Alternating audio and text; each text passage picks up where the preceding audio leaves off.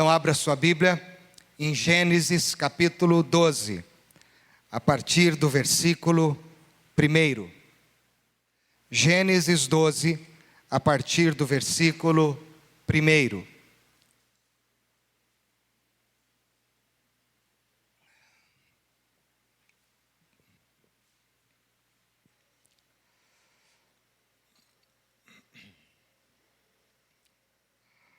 Na época da Reforma Protestante, o culto de ceia era o culto mais longo. A mensagem durava 4 horas e o tempo da Eucaristia aproximadamente 2 horas. Então eles ficavam 6 horas na igreja. Não vou fazer isso com você, mas você vai ficar aqui hoje em torno de 2 horas, tá bom?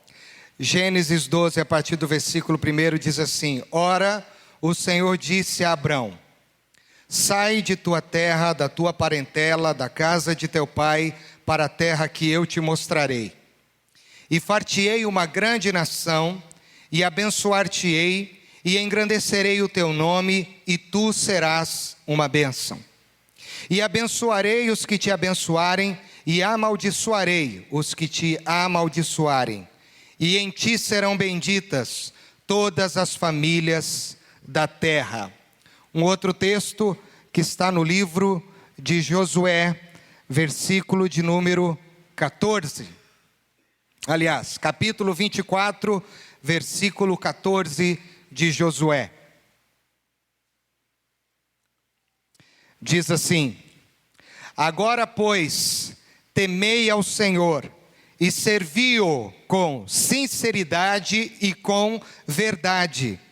E jogai fora os deuses aos quais serviram vossos pais além do rio e no Egito, e servir ao Senhor. Porém, se vos parece mal aos vossos olhos servir ao Senhor, escolhei hoje a quem sirvais, se aos deuses a quem serviram vossos pais, que estavam além do rio, ou aos deuses dos amorreus, em cuja terra habitais. Porém, eu e a minha casa serviremos ao Senhor.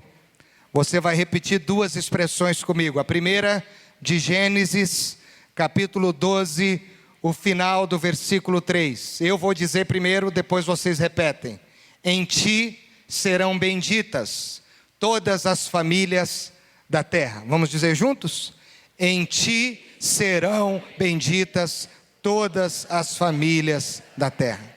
Agora você vai mudar e você vai assumir um compromisso. E você vai dizer assim: em mim serão benditas todas as famílias da terra. Vamos dizer? Em mim serão benditas todas as famílias da terra.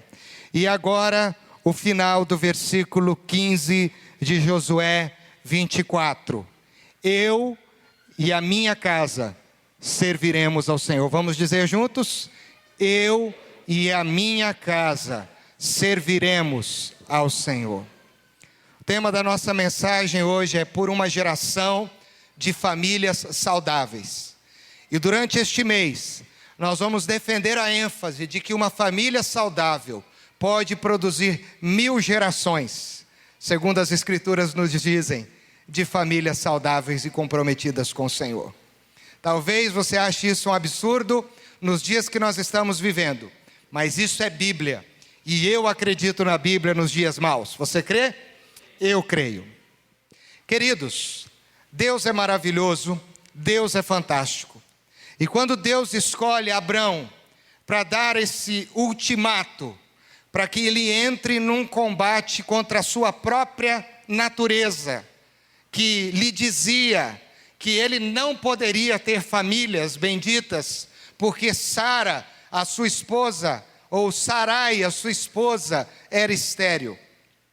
Um homem que tinha posses e estava confortavelmente estabelecido na sua terra, ouvir uma voz do céu que lhe diz: sai da tua casa, de dentro da tua porta, e vai para uma terra que eu te mostrarei. Eu fico imaginando o Abraão saindo, arrumando todas as coisas, e eles estão arrumando, e a Sarai pergunta para ele: e daí, Abraão, para onde nós vamos? Ele: calma, o Senhor vai mostrar.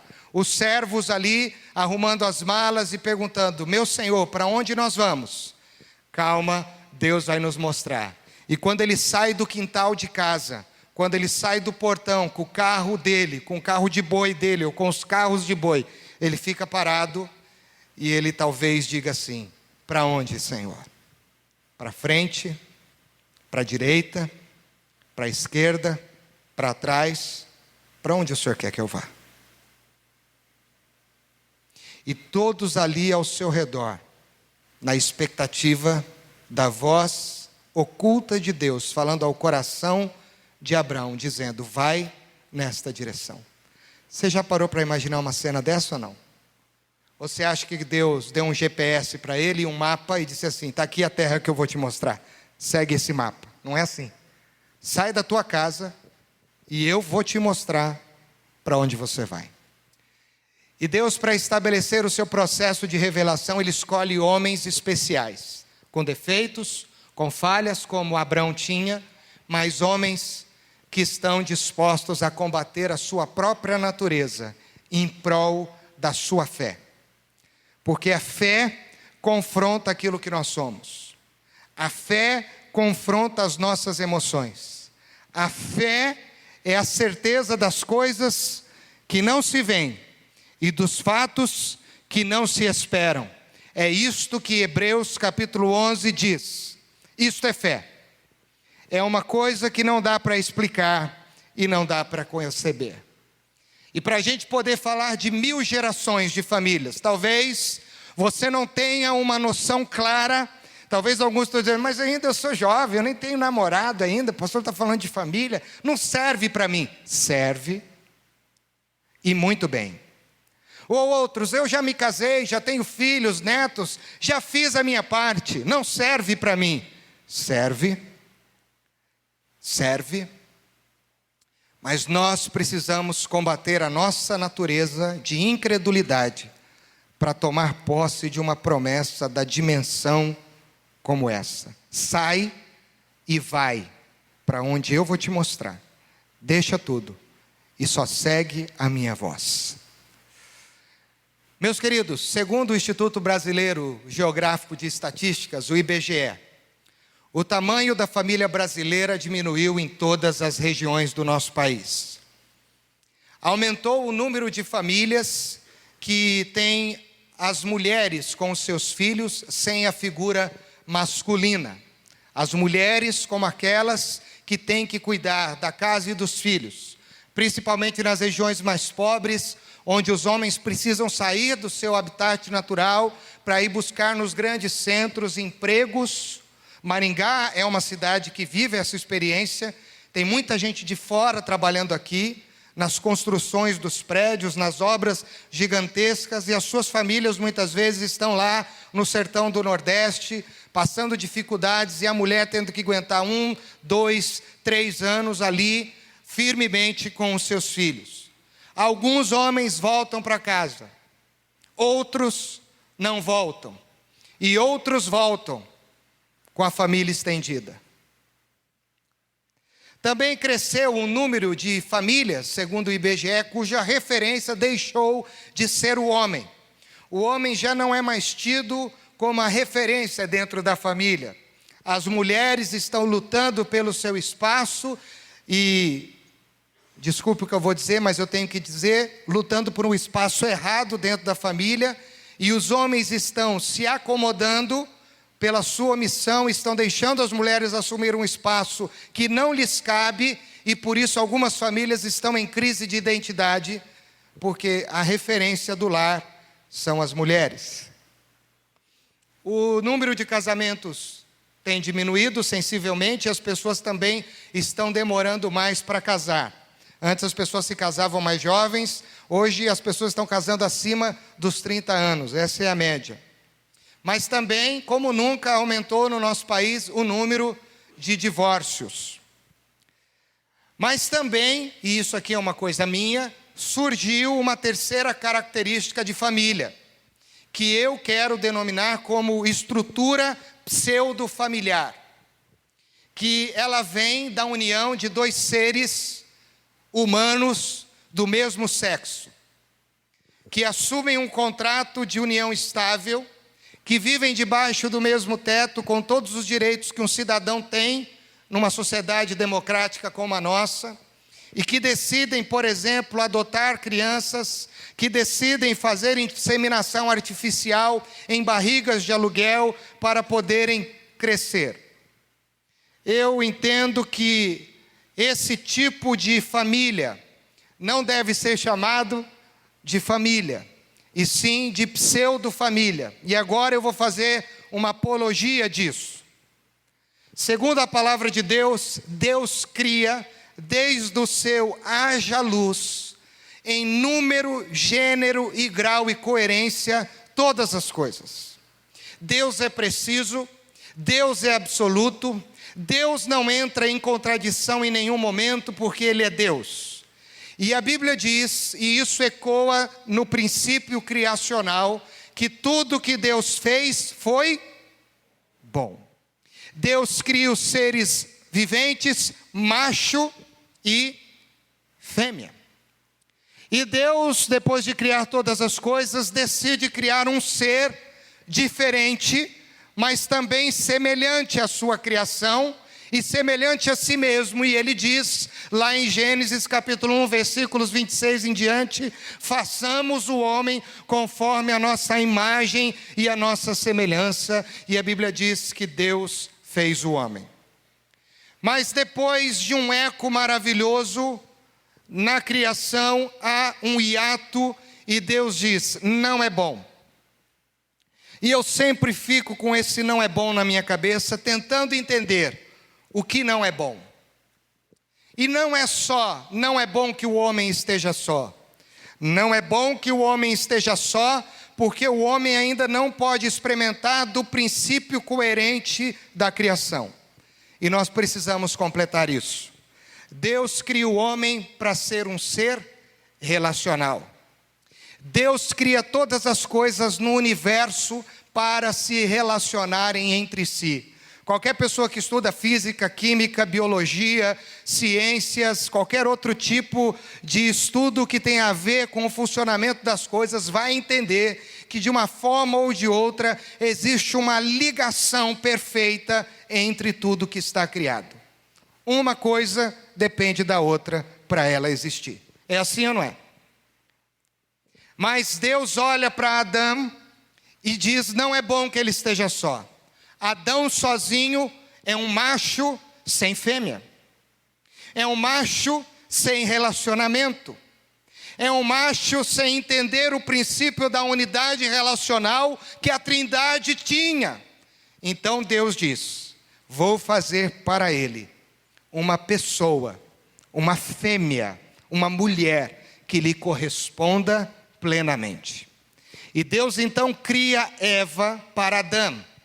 Adão significa humanidade, mas Adão sem Eva não pode ser humanidade, só um homem. Para ser humanidade, Adão precisa de Eva, porque as ordens de Deus, você está comigo ou não? Preste atenção que isso é importante. As ordens de Deus para Adão ao criá-lo é, tenha ele domínio sobre todas as coisas, e crescei e multiplicai e enchei a terra. Sozinho Adão não podia. Adão já tinha em si o sêmen masculino, o sêmen que gera vida, mas ele não tinha em quem depositar isso. E Deus então cria a mulher para ser a hospedeira deste ato maravilhoso do Criador, para que a mulher pudesse receber plenamente, fisicamente, do seu homem, do seu macho, a possibilidade de gerar a humanidade. Então Deus cria a fêmea para o macho ser um macho completo. E Deus cria o macho para a fêmea ser uma fêmea completa. Um sem o outro não tem muito sentido e razão de ser, porque Deus é coerente. Por isso Deus cria Eva, e é por isso também que o Adão fica empolgadão quando ele vê a Eva. Porque a primeira coisa que ele quer fazer é casar com ela e gerar filhos. E ele diz: deixará o homem pai e mãe e se unirá à sua mulher e os dois serão uma só carne. O que eu quero dizer com isso? Que Deus é pleno em majestade e em glória. Deus é coerente e todo o processo de revelação bíblica caminha na coerência de Deus se você acredita nesta palavra. Então Deus não poderia ter cometido o engano de criar Adão sem ser Adão. E Deus não poderia também ter cometido o equívoco de criar Eva para ser Adão. Porque Deus é pleno em poder e graça. Se Deus assim o fizesse, ele já não era digno de ser crido, porque ele tinha cometido uma falha criacional.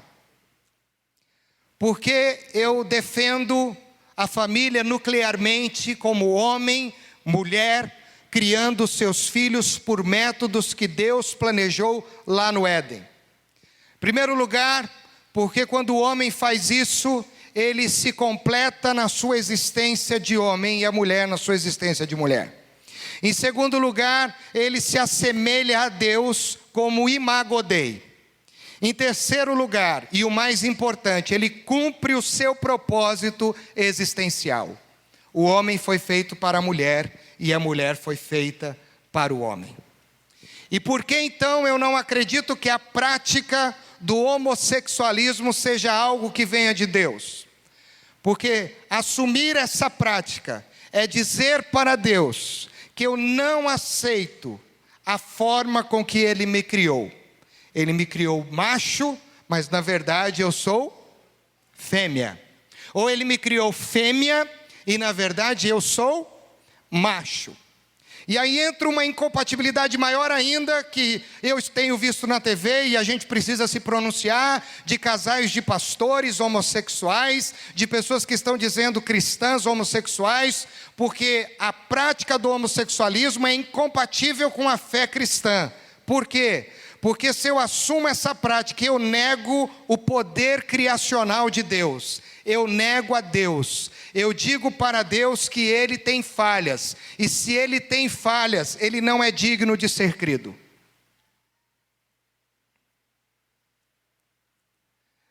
Nós precisamos, queridos, numa época em que as coisas estão acontecendo rapidamente, nos posicionar como igreja de Jesus Cristo. Os sociólogos estão estudando os movimentos da história e já dizem que a pós-modernidade, o pós-modernismo está no seu epílogo. E nós já estamos vivendo um movimento chamado hipermodernidade, que não tem só as bases da pós-modernidade, mas é um movimento caracterizado pela lei do desuso fácil das coisas. As coisas perdem o seu valor muito rapidamente. É uma destruição dos absolutos. Nós vivemos numa sociedade em que as coisas mudam muito rapidamente. Você compra, eu até brinquei hoje de manhã e contei isso para os irmãos, que no final de 2010, no dia 31 de dezembro, uma pessoa me ligou e me convidou para ir na sua casa e disse assim: pastor, vem aqui que eu quero te dar um sapato. E eu fui lá todo animado para ganhar um sapato, né? E cheguei lá, ela disse assim: que número você calça? Aí eu falei o número que eu calço e tal. Ela foi lá, pegou a caixa de sapato, me entregou e ela disse assim: bem-aventurados os pés daqueles que anunciam boas obras. Isso aqui é para o senhor anunciar as boas obras. Quando eu abri, era um iPad. Fiquei felizão da vida. 2010 foi quando o iPad estava chegando, 2009 no Brasil. Final de 2009, começo de 2010. Porque tinha chegado no Brasil em setembro. E aí eu fiquei tão feliz, falei: meu Deus, que benção, que coisa boa. Mas, em fevereiro, a Apple já estava dizendo que viria o iPad 2. Então, quem tinha um iPad 1 já estava obsoleto. Você percebe como as coisas entram no desuso facilmente? Os adolescentes fazem isso, quem tem filho adolescente sabe. Você compra um negócio hoje que é de última geração, e daqui a pouco, uma semana depois, um mês depois, aquilo já não serve mais. Aquilo já não é mais o iPhone 5, não é mais o iPhone 4, já não é mais a roupa, a cor da moda mudou. Tudo muda, as pessoas mudam. Na hipermodernidade, as coisas perdem o seu valor rapidamente. É por isso que os relacionamentos já não têm mais estrutura. É por isso que as famílias estão cada vez mais fragilizadas e à mercê dos ataques do diabo. E é por isso que a gente vê uma onda de privatização enorme das coisas, não só das estatais, das coisas, mas a privatização dos valores humanos e a pluralização, trazendo um monte de conceito mentiroso para confundir a cabeça do povo. E o povo de Deus está no meio desse fogo cruzado, eu e você, a nossa família está aí. Eu tenho lido muito, eu tenho visto os jornais, eu tenho lido as revistas, eu tenho assistido as reportagens e eu estou preocupado, porque nós não estamos nos posicionando. Nós, como povo de Deus, não precisamos ter medo de dizer o que é certo e o que é verdadeiro. E se nós nos posicionarmos como mais de 30 milhões de habitantes numa nação de mais de 150 milhões de habitantes, nós vamos gerar famílias saudáveis que vão mudar essa geração para a glória de Deus. Mas nós precisamos nos levantar. Nós não podemos ficar coado no meio do fogo cruzado, ouvindo os nossos filhos dizendo, mas o fulano faz isso, o Beltrano também faz. O marido trai a esposa, isso é uma coisa fácil, todo mundo trai. A esposa dá uma traidinha no marido porque ele traiu ela. Agora é assim que tem que ser e agora é assim. Agora já não tem mais que namorar, a gente pode fazer aí uma análise biológica do ser humano e fazer vários experimentos, laboratoriais com os indivíduos. Vamos experimentar para ver se esse aqui vai servir. Namoro se tornou uma coisa que perdeu sentido. As pessoas não entendem mais que o namoro te prepara para o casamento. E é por isso que então estão entrando num casamento errado, de uma forma equivocada. Eu não consigo conceber, e se tem pai aqui que deixa, você me aguente em nome de Jesus, um pai permitir que um filho namore com 12, 13 anos de idade. Uma criança que ainda precisa de uma formação, não só física, mas estrutural e emocional. Essa semana passou na TV que as meninas que engravidaram na adolescência, de 14 a 15 anos, estão querendo ser reconhecidas mais pelas pessoas. Elas estão sendo discriminadas, elas sofrem bullying porque engravidaram. Mas engravidaram crianças, criança cuidando de criança. E aí são os avós que criam, dando valores de uma outra forma de pensar. São as creches que criam, são os orfanatos que assumem. E aí nós vivemos uma sociedade violenta, despudorada, reflexo de uma doença que está contaminando as famílias. E o povo de Deus não pode permitir que a partir da sua casa isso aconteça, em nome de Jesus. E essa luta é dura, o diabo é forte, ele tem as suas armas. Ele está tentando destruir a família desde Gênesis 3. E ele sabe muito bem como derrubar uma família. Mas a Bíblia diz que ele já foi derrotado na cruz do Calvário. E a família que assume a vitória da cruz, decreta a vitória sobre o diabo.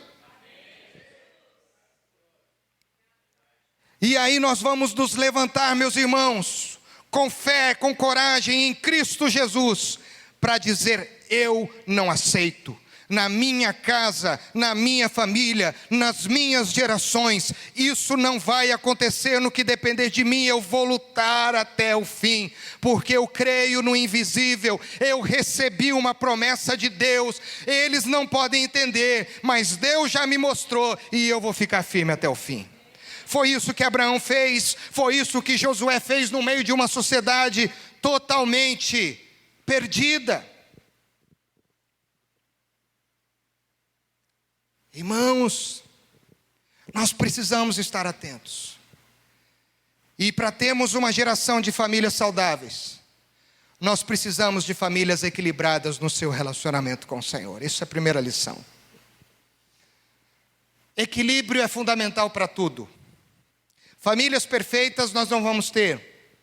O equilíbrio diz que você pode até dar uma balançada, mas rapidamente você recobre a sua posição normal.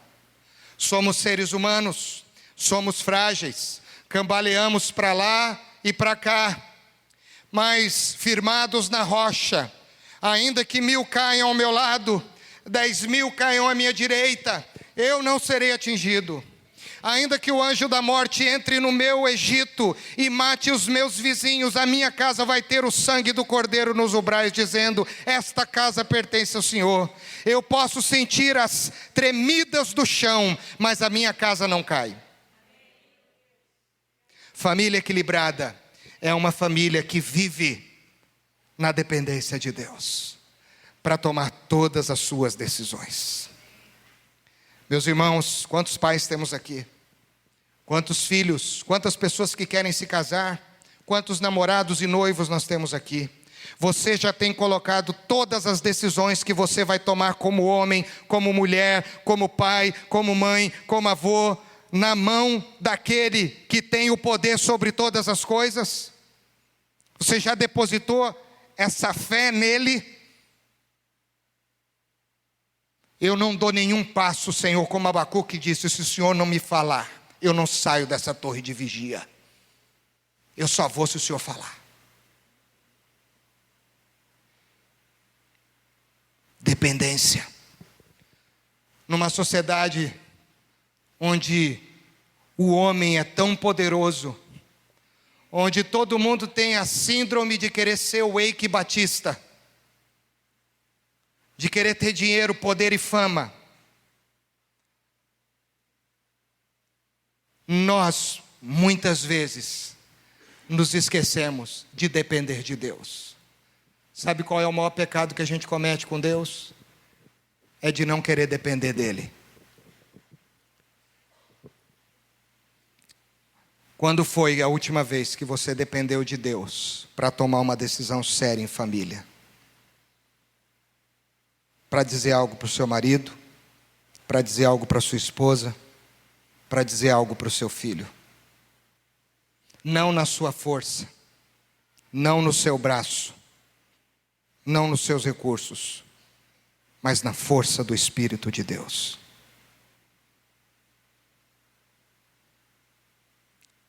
A família é uma estrutura espiritual e ela tem que ser tratada espiritualmente. A família não é uma estrutura social apenas. A família, antes de tudo, é uma estrutura espiritual, porque o social vai morrer e o espiritual vai permanecer. Nós estamos vendo pais perdidos, pais que estão desesperados, que já não sabem mais o que fazer. Os filhos os têm. O filho faz o que quer com o pai e com a mãe. E o pai e a mãe aceitam, para continuar ganhando um carinho, um afago, para ter o filho dentro de casa. A Bíblia é clara: se precisar ir embora, que vá. Você tem que me entender, porque na parábola do filho pródigo, o pai amava o filho, mas o filho precisava ir embora para voltar. E o que não foi, nunca ficou. Mas a gente quer ter o controle. A gente não depende de Deus, muitas vezes. E para depender de Deus, meu irmão, minha irmã, eu vou falar duas coisas básicas: arroz com feijão na vida da igreja. Você precisa ter Bíblia, pai, e você precisa ter joelhos no chão. Bíblia, palavra de Deus. Você quer vencer num argumento com alguém? Use a palavra. Você quer usar o poder de uma arma? Use a arma chamada palavra de Deus. Você não tem o que dizer para a pessoa? Se ajoelhe e comece a interceder diante de Deus. Porque aquele que procura acha, aquele que busca encontra, aquele que bate a porta se abre, aquele que pede lhe será dado. Não é isso que a Bíblia diz? Buscar-me-eis e me achareis quando me buscardes de todo. Se o meu povo que se chama pelo meu nome se humilhar e orar e buscar a minha face, eu ouvirei. Marido, quando foi a última vez que você orou com a sua esposa? Pai, quando foi a última vez que você orou com o seu filho? Não aquela oraçãozinha religiosa, uma oração. O inimigo está trabalhando, irmãos. E as nossas famílias estão cada vez mais enfraquecidas. A gente disfarça bem, mas às vezes aqui tem famílias que estão em cacos. Os relacionamentos dentro de casa estão totalmente fragilizados e abertos para os ataques de Satanás. Diga: a partir de mim, isso não vai acontecer. A corrupção do gênero humano começou numa família, mas a bênção da regeneração também começou numa família. O pai enviou o seu filho, e o filho obedeceu o pai até o fim, e o filho cumpriu a vontade do pai em família, e em família o filho obedeceu ao pai, para que ele pudesse resgatar para o pai uma outra família. E nele nós somos co-herdeiros, e nele nós somos justificados. Se a corrupção começou numa família, a restauração também começou numa família. Vai vir o Cristo, e Ele salvará o seu povo dos seus pecados. Equilíbrio, família equilibrada. Você só vai ter equilíbrio se você depender de Deus, se você conhecer a palavra e se você estiver de joelhos pela sua família. Segunda lição, você está comigo ainda? Amém? Família que vai aguentar o tranco da nossa geração é uma família que vai ter alicerces muito bem estruturados. Eu fico voltando para a história do namoro, porque tem muitos jovens aqui. Quantos namorados nós temos aqui? Pode levantar a mão? Não precisa ficar com vergonha agora. Sim. Noivos? Pode levantar. Muito bem. Você já se parou para pensar, você que está namorando, que essa pessoa pode ser a pessoa que você vai passar o resto da sua vida? Você já parou para pensar que você vai depositar sobre a vida dessa pessoa que está do seu lado tudo que você tem, o que você é, e o que você não tem, e o que você terá? Você já parou para ponderar sobre a possibilidade de conviver com essa pessoa durante muitos anos no mesmo ambiente, com alegrias, mas também com muitas dificuldades? Você já parou para pensar em que você e essa pessoa estão construindo uma ponte em que as suas gerações vão andar sobre ela? E se essa ponte for mal construída, as suas gerações posteriores vão cair, porque vento não vai faltar, investida de Satanás não vai faltar, para derrubar seus filhos, seus netos e as suas gerações futuras. Mas se a sua casa for fundamentada, como nós pregamos há tempos atrás aqui, sobre a rocha, ela não vai cair. A moçada hoje não pensa nisso. A moçada pensa em beijo e abraço, muitas vezes. No toque. Se tocam, se aquecem, mas não dialogam. E quanta gente conhece bem o corpo da sua namorada, muito bem, mas não conhece a mente dela. E depois de uma briga de recém-casados, ele diz assim para ela: meu Deus do céu, quem é você? Eu não te conheço. Foi com você que eu me casei, mas você não era assim. E ela olha: ai meu Deus do céu, você é um grosso, você é um monstro, meu príncipe virou um sapo. Porque se tocavam, conheciam o corpo um do outro, mas não conheciam a mente. Tinham uma intimidade física, mas não tinham uma intimidade espiritual. E é no namoro que eu decido com quem eu vou passar o resto da minha vida. Se tem uma fase que a gente tem que orar é no namoro, né, irmãos? Quem me entendeu, me entendeu.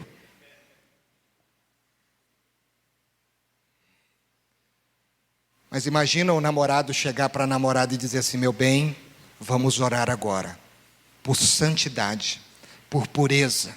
A coisa está esquentando, vamos parar, vamos orar.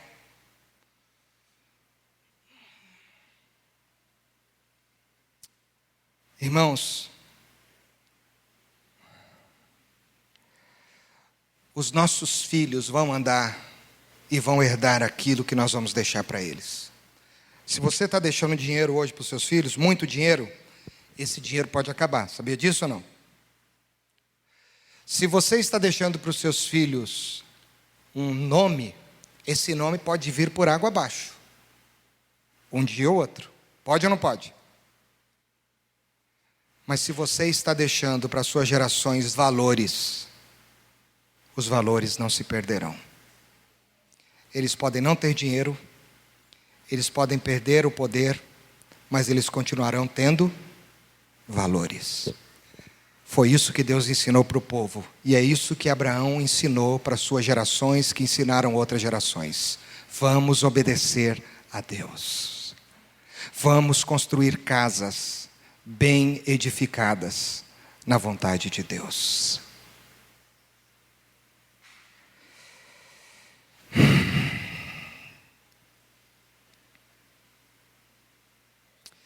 Para concluir, uma família que vai construir 1000 gerações é uma família que não tem medo de testemunhar a sua história. Se tem uma coisa que eu lembro do meu velho pai, andando muitas vezes 4 quilômetros a pé para irmos à igreja, porque nós não tínhamos dinheiro para pagar na época, no interior ali de São Paulo, Ourinhos, a circular, chamava circular o ônibus, não sei se aqui no Paraná também chamava, circular, para alguns no passado a jardineira. Esse é bem no passado. Eram as histórias. Meu pai me contava muitas histórias. Muitas histórias que eu não me esqueço. Muitas. Que ele ouviu do pai dele. Que o pai dele ouviu do pai dele. E sempre eu me pego dizendo: será que eu estou dando regras para os meus filhos ou eu estou contando histórias? Você sabe como a palavra de Deus ficou firme? Não foram por causa dos mandamentos. Me entenda, foi por causa da história, dos mandamentos, do que Deus fez, do que Deus agiu. Deuteronômio 6 diz: inculque isso na cabeça do teu filho, andando, deitando nos umbrais da tua casa, amarrando nos braços, na mesa, todo o tempo. Renato Ben-Hur, tem um nome difícil, Ben-Hur Hefet, numa revista chamada Valor Econômico, ele diz assim: um dos hábitos saudáveis que as famílias modernas têm perdido é o de dedicar tempo para contar histórias para os seus filhos. Menos ainda o de usar momentos íntimos, tais como refeições, finais de semana ou férias, para conversar sobre a sua origem, fatos pitorescos e até as dificuldades que os familiares e seus antepassados viveram ao longo da sua existência. Tem muito pai aqui, que o filho já sabe muita coisa sobre os outros, mas não sabe sobre o pai. Tem muito marido aqui, que a esposa não sabe algumas coisas sobre ele, estão casados há anos.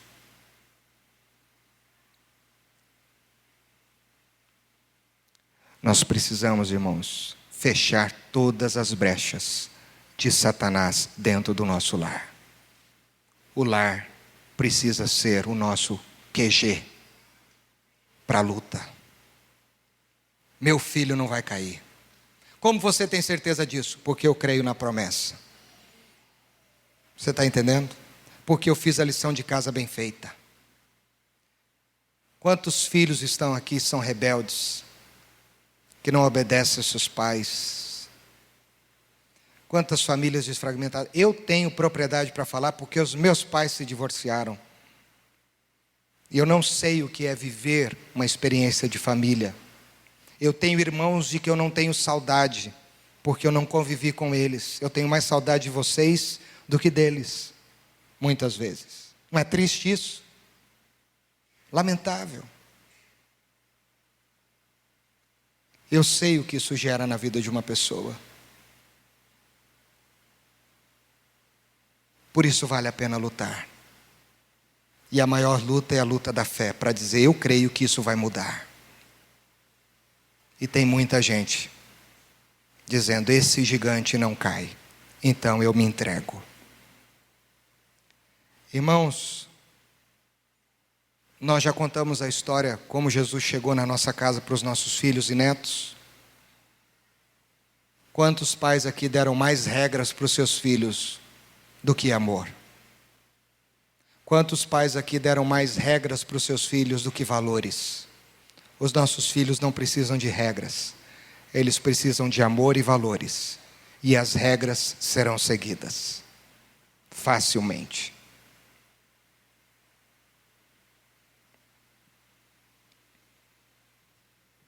Como eu agradeço a Deus, porque lá em Gênesis 3 ele viu isso, e ele escolheu um povo doente, o povo de Israel.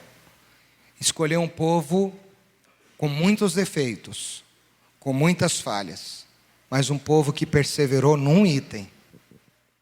Nós vamos ser fiéis à nossa história e ao Deus que nos libertou. A gente constrói bezerro de ouro, a gente queima incenso para outros deuses, mas de uma hora ou outra a história sempre era preservada. Como eu agradeço a Deus por famílias que pensaram em 1000 gerações, e eu sou fruto disso. Como eu agradeço a Deus por Ele ter escolhido uma família para regenerar toda a humanidade. E como eu tremo diante de Deus por saber que Ele também escolheu a minha.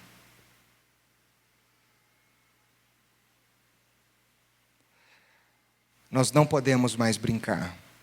A contraofensiva está forte. A gente assiste na TV que lá no Oriente Médio as pessoas estão brigando por causa de armas que elas estão construindo, por causa de experimentos bélicos que colocam em risco a vida.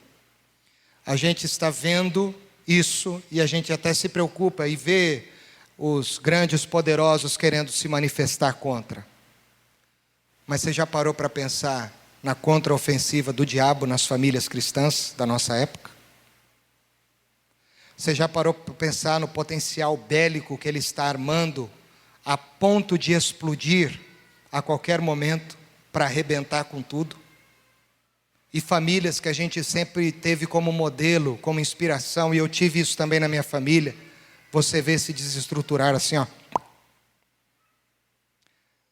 Filhos que foram criados na igreja e hoje estão na dependência das drogas. Filhos que foram trazidos pelos pais e discipulados pelos pais, que nem sequer oram com seus filhos mais. Maridos que viram seus pais serem fiéis às suas mães, mas que não são fiéis às suas esposas.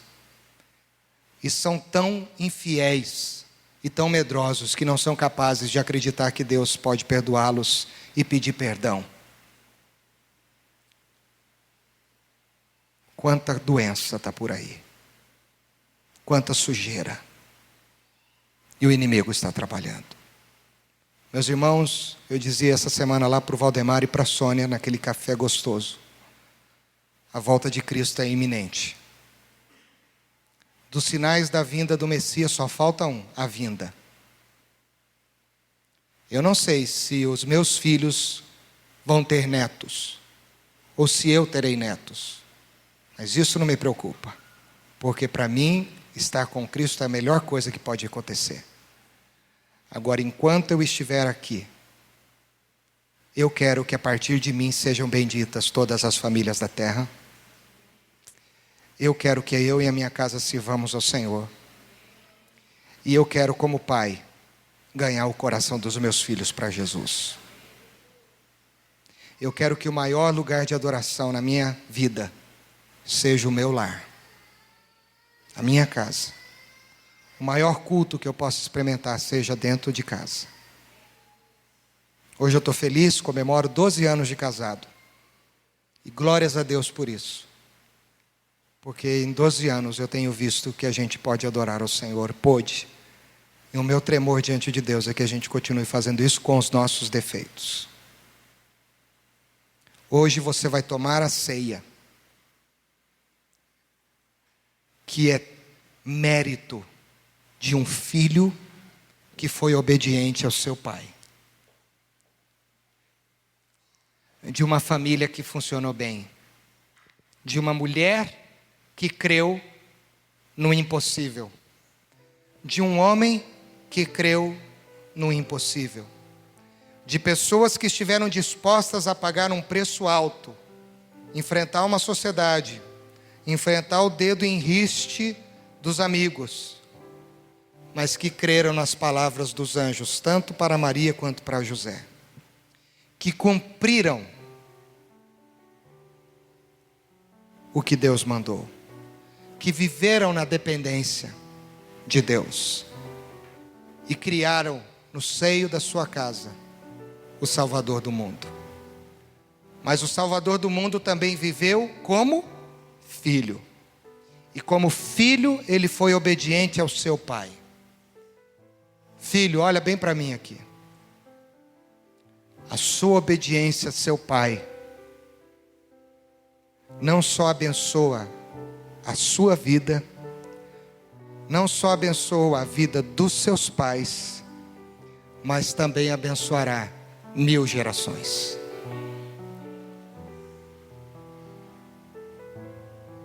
O que você quer ter, meu irmão? Como bisneto, como tataraneto. Quando você não tiver mais a força do braço, nem o recurso da voz para orientar, você vai poder fazer como o texto de Atos diz sobre Davi, tendo Davi cumprido o propósito de Deus em sua geração, adormeceu. Você vai poder dizer como o apóstolo Paulo, combati o bom combate, completei a carreira e guardei. Eu não vou me preocupar com o que os meus filhos vão fazer, porque eu fiz o que deveria fazer. Eu quero orar pelas famílias aqui. Nós vamos falar muito sobre família esse mês. É uma luta. Se você quer uma oração especial pela sua família, fique em pé no seu lugar.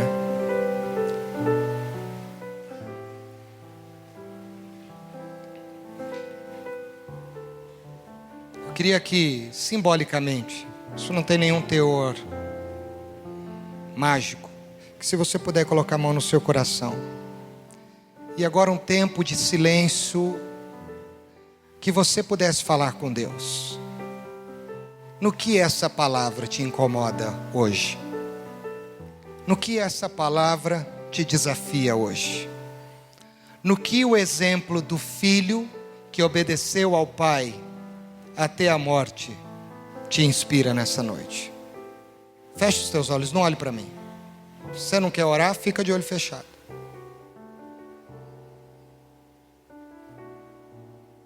Mas se você tiver condições de fazer isso, não dependa da sua esposa, do seu marido, dos seus filhos, dos seus pais. Diga agora você para o seu coração: em mim serão benditas as famílias da terra. Em mim serão abençoadas as minhas gerações, a partir do meu compromisso com Deus.